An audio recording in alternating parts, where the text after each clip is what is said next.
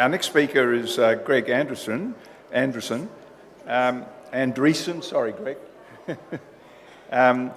Since 2009, the 1 in 3 campaign has been Australia's national campaign to raise awareness of the existence and needs of male victims of family violence. And they believe that our society has the capacity to support all victims of family violence, whether male or female, young or old, gay or straight, rich or poor, and wherever they live. And Greg's going to give us some details based on his research. And would you please therefore welcome Greg Andresen from the 1 in 3 campaign.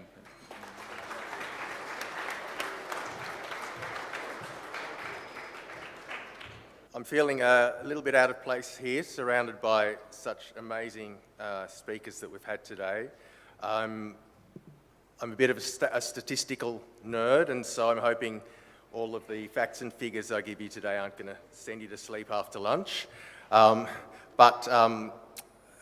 tell you a little bit first about the 1 in 3 campaign. So I'm the senior researcher with 1 in 3 and one of the co-founders. And we were founded in 2009 by a diverse group of male and female professionals, academics, researchers, social workers, psychologists, counsellors, lawyers, health promotion workers, trainers, and survivor advocates. And what united us was our belief that the authoritative and growing body of evidence indicated that males made up a substantial proportion of victims of family violence and abuse and could no longer be ignored. We're primarily a lobbying and advocacy organisation, presenting at public inquiries and conferences, raising awareness in the media, producing resources, and correcting misinformation about family violence. Our aim is to raise public awareness of the existence and needs of male victims of family violence, to work with government and non-government services alike to provide assistance to everyone affected by family violence, and to reduce the incidence and impacts of family violence on Australian men, women and children.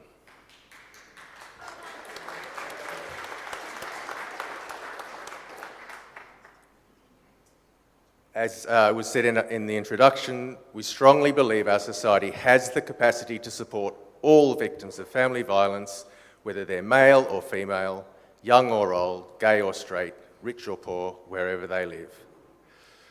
Now, our main resource is our website, onein3.com.au, which provides information about the experiences of male victims of family violence and their children, the latest research and statistics about male victims, an opportunity for men to tell their personal story and to read other men's stories, which is really important because a lot of men who go through family violence feel like they're the only one in this situation. So to read other men's stories is very empowering. And we offer a comprehensive list of national and international resources. So what little there is out there to help men, we list it on our website. Now, we don't, at the moment, offer any clinical services such as counselling, a helpline or personal referrals. So today, what am I going to talk about? I'm going to outline the facts about family violence and explain why they differ so much from the narrative that we hear so often in the media, from government and from the domestic violence sector. So, first of all, a little definition. When you hear me talking about the term family violence, and I don't often use the term domestic violence, the reason I do that is that at 1 in 3, when we talk about family violence, of course, that incorporates intimate partner violence, so between current partners, previous partners, boyfriends, girlfriends, in both gay and straight relationships. But it also includes other violence and abuse within the family unit, so children abused by parents, child abuse, and the reverse, parents abused by teenage children, abuse between siblings and within other family relationships, so grandparents, uncles, aunts, cousins, etc. So we're looking at family violence within that, all those relationships within the family unit. So what is the common narrative about family violence? I don't think I need to remind you because you probably hear it every day. It says that the overwhelming majority of family violence involves men as perpetrators and women and children as victims. So that's the narrative that's out there everywhere. It also says two really dangerous things, additional things. It says men who claim to be victims are often actually the perpetrators, and women who use violence, especially homicide, often do it in self-defense or retaliation. In other words, they're the real victims. So if that's the narrative, what are the actual facts about family violence in Australia? So there are a number of major data sources we can use to gain an accurate picture. So obviously homicide data, that's the pointy end when people are killed, crime and police statistics, hospital data to look at injuries, and restraining order numbers to look at who needs protection from family violence and abuse. However, what about those victims who don't end up dead, who don't go to the police, who don't end up in hospital and don't take out restraining orders? So to get the most accurate picture of violence in Australia, the best data we have is captured by large-scale community surveys carried out by the Australian Bureau of Statistics, or ABS. So the primary such survey is a very large, very expensive survey called the Personal Safety Survey, or PSS. And this is carried out every 5 years or so with a sample size of some 20,000 odd adults from across Australia. And these are all face-to-face interviews. 15,000 women and 5,000 men. Now the PSS shows us that men and women who experience family violence seek help very differently. Men are 2 to 3 times more likely than women to have never told anybody about experiencing violence. So a lot of men don't tell anyone, they keep it to themselves. They're 50% more likely to have never sought any advice or support about experiencing violence. They're almost 20% more likely to have not contacted police compared to women, and they're less than half as likely as women to have had a restraining order issued. So this emphasises how important it is to look at these community surveys, such as the PSS, because other data sources, hospitals, restraining orders, etc., are likely to be weighted towards female victims.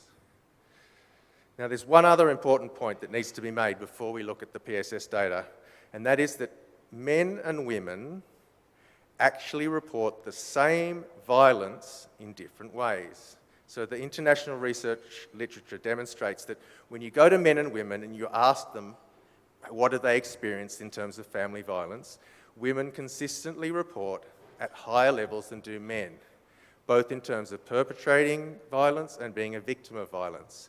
Now, I'm not saying that women experience more than men. It's when you look at the identical experience of violence, women report it more than men do.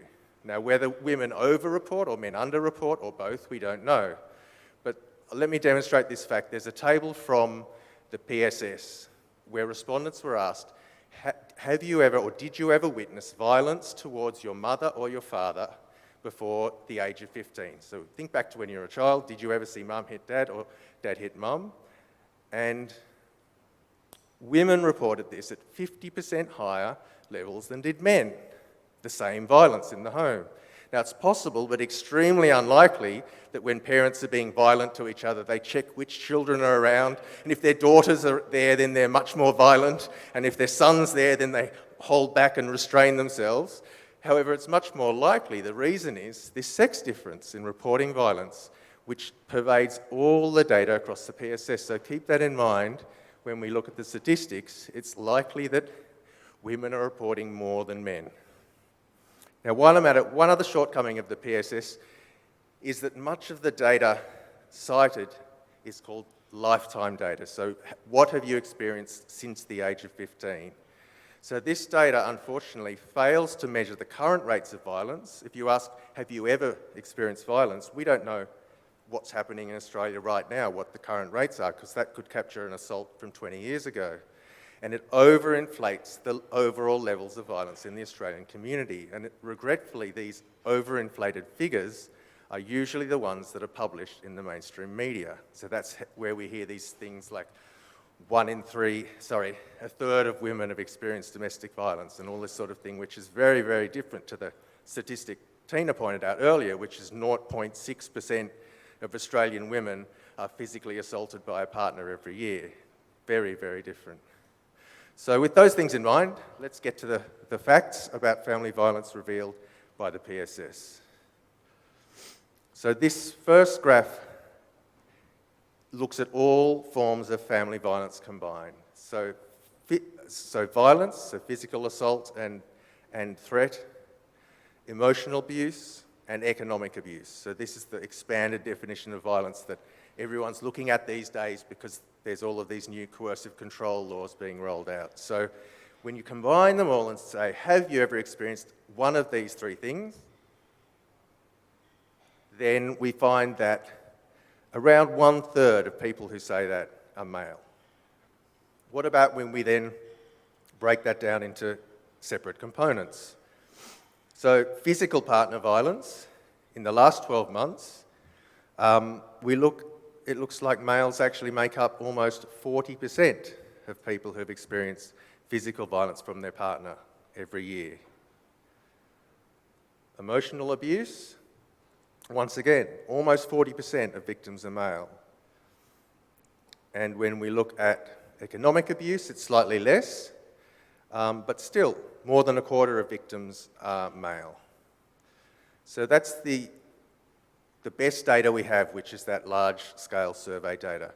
But let's look at those other data points that I did mention earlier. So what about homicides, crime statistics, hospital data, restraining order numbers?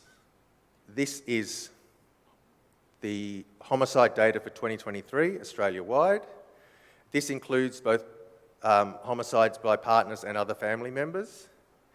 And surprisingly, you may find, if you've been listening to the narrative, 40% of those homicides are men. The victims are men. The people who are killed are male. What if we look at crime or police statistics? So this is statistics from New South Wales. More than a third of victims of family and domestic violence-related assault in New South Wales in 2023, the most recent data, are male. And once again, this includes both partners and family members. So even those men who do go to police, which doesn't include most of men who don't, a third of those victims are male. What about hospital data? So when we look at family and domestic violence-related hospital stays between 2010 and 2019, almost a decade, about a third of those are males. And lastly, protection orders. So these are New South Wales domestic AVOs issued in the last 12 months, the most recent data. We have, once again, around a third of people protected by AVOs. By domestic AVOs are male. So let's turn to an important aspect of family violence, which is what are children experiencing in the home? And there are a couple of really interesting Australian community surveys that help us understand children and young people's experience of violence in the home. The first was carried out by Australia's National Research Organisation for Women's Safety, or ANROS, in 2022. They surveyed more than 5,000 young people aged 16 to 20 about their perpetration of family violence in the home. So have you used violence against another family member in the home? And surprisingly for the authors, they found that a much larger proportion of adolescent females than males reported perpetrating violence in the home. Now, we know that females tend to report high levels of violence than do males, as I mentioned earlier. But nevertheless, it's a stretch to argue that these violent young women somehow miraculously stop using violence when they enter their own intimate relationships as adults. Now, naturally, ANROS buried this finding in all of their press releases and websites as it challenged the dominant narrative. The second survey of note looking at young people's experience is called Young People and Domestic Violence. This was published in 2001 by the National Crime Prevention, and it involved, once again, a survey of 5,000 young Australians. It's now almost 23 years old, but no one has replicated this survey since, and probably because they didn't like what the survey found. And so the survey, first of all, looked at young people's experience of domestic violence between their parents or carers. So this is going to actual young people, not going to adults and saying, what do you remember? It's going to people who are currently aged 12 and 20. What are you seeing now in the family home between your parents in terms of domestic violence? And if you look at that bar on the right, physical domestic violence rates were much the same from fathers to mothers and from mothers to fathers. So 23% of young people said, I've seen dad hit mum, and 22% said, I've seen mum hit dad. But when the Australian Institute of Criminology, or AIC, repackaged the survey results in a paper later on, what did they say? Somehow mothers' violence has disappeared. They only mentioned the rates of violence from fathers to mothers. Technically, they're correct. That statistic is correct, but they just forgot to mention the other half of the story. Now, what about when it comes to young people themselves and their direct experience of dating violence, so violence from their boyfriends and girlfriends? The study found an almost identical proportion of young females and young males answered yes to the statement, I've experienced domestic violence. Now, interesting, witnessing parental violence in the home was the strongest predictor of subsequent perpetration by young people. So the best predictor of perpetration was witnessing certain types of female to male violence, while the best predictor of victimisation was witnessing male to female violence. So therefore, even if male to female violence causes more injuries on average than does female to male violence, if we want to break the cycle of violence, we must also work to prevent female to male violence in order that young people don't grow up to perpetrate violence themselves in their adult relationships. So we've seen that all the Australian data, wherever you look, shows that males make up a significant proportion of victims of family violence. And this directly contradicts the common narrative that family violence is men abusing women and children. So how has this discrepancy come about? So first of all, evidence is created by ideologically captured government bodies who actively exclude all the data that challenges the narrative. So I've already mentioned some fine examples from the AIC and ANROS. However, the most stunning case we've ever came across happened just this year, and it involved the Australian Institute of Family Studies, or AIFS. So last year, the AIFS was tasked by the Commonwealth Attorney General's Department to review all the Australian research on coercive control without any gendered focus. There's been a lot of interest in coercive control, and lots of state governments and even federally, they're looking at introducing legislation, and it's been introduced in some states and other states are considering it. So the Attorney General's Department said, look, AIFS, what does the research show us? What the AIFS decided to do was, first of all, they said, we're going to align ourselves with some international researchers who frame coercive control as a gendered issue, and then we're going to actively exclude any men's experiences as a result, because we already know from what we've decided that it's a gendered issue. So instead of objectively reviewing all the data and then concluding whether or not it was gendered, they predetermined it was a gendered issue and then excluded all the data that contradicted that view. So this approach contradicts, obviously, the scientific method and would lead to failure for any undergraduate student who used it. Yet this is the top Australian government-funded body being commissioned by the Australian government, writing a report that's going to form the basis of all the legislation that gets rolled out across Australia, and they've actively said, we're not going to look at what men experience. Now, how do we know the AIFS did this? because we wrote to them.